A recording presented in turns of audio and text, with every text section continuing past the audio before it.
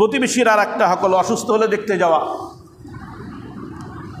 এটা প্রতিবেশীর হক, প্রতিবেশী অসুস্থ হলে জামার সাথে সাথে তাকে দেখতে যাওয়া। অসুস্থ ব্যক্তি দেখতে যাওয়া কত বড় ফজিলত জানেননি? আলী রাদিয়াল্লাহু তাআলা আনহু, ওনার ছেলে হুসাইন রাদিয়াল্লাহু তাআলা আনহু অসুস্থ। হুসাইন অথবা হাসান, আমার এখন নামটা মনে নেই, দুই ভাইয়ের কোনো এক ভাই অসুস্থ। তো আলী রাদিয়াল্লাহু তাআলা ওনার এক সাথীকে নিয়ে রওনা হয়েছেন। যায় দেখেন হুসাইন রাদিয়াল্লাহু তাআলা আনহুর কাছে আবু মুসা আশআরী রাদিয়াল্লাহু তাআলা আনহু বসা। তো উনি জিজ্ঞাসা করতেছেন, ইয়া আব্দুল্লাহ ইবনে কায়েস, আবু মুসা আশআরীর নাম আব্দুল্লাহ, ইয়া আব্দুল্লাহ ইবনে কায়েস যায়রান আম আয়েদান, তুমি কি সাক্ষাৎ করতে আসছো নাকি রুগী দেখতে আসছো?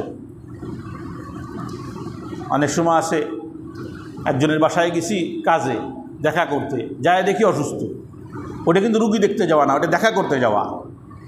এই জন্য জিজ্ঞাসা করছে, কি দেখা করতে আসছিলে নাকি আসলে রুগী দেখতে আসছো? লা বাল আইদান, আমি তো কি রুগী দেখতে আসছি, আমি শুনছি হুসাইন অসুস্থ, এই জন্য রুগী দেখতে আসছি।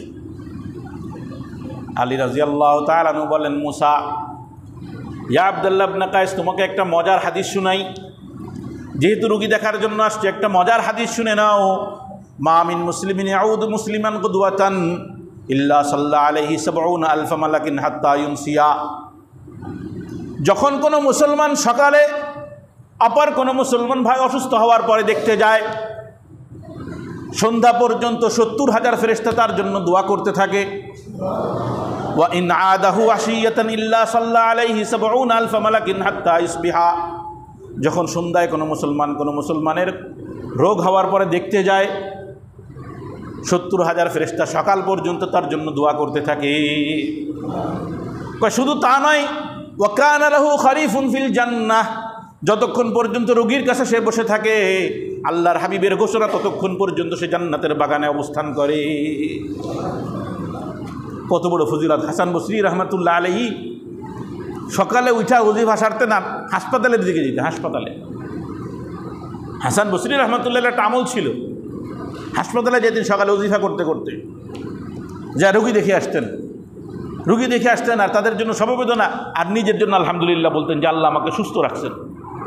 এই যে রুগী দেখতে যাওয়াটা, এই ফজিলতটাও তারা ছাড়ে নাই।